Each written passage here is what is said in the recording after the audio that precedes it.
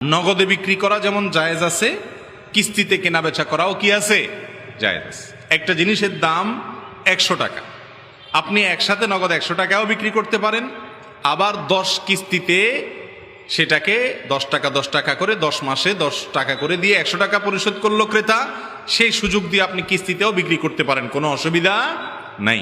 সাহাবা একরামদের মধ্যে এই কিস্তিতে কেনা বেচা করার প্রচলন ছিল, এ মর্মে বেশ অনেকগুলো হাদিস পাওয়া যায়, যার কারণে কোনো বস্তু কেনা বেচার ক্ষেত্রে নগদে বেচা যেমন জায়েজ, বাকিতে বেচা যেমন জায়েজ, কিস্তিতে বেচাও কি আছে, জায়েজ আছে।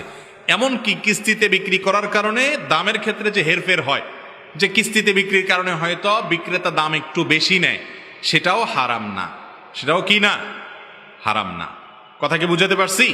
অতএব কিস্তিতে কেনা বেচা করা মৌলিকভাবে কোনো নাজায়েজ বা গুনাহের বিষয় নয়, এটা কিনতেও পারেন, বিক্রিও করতে পারেন।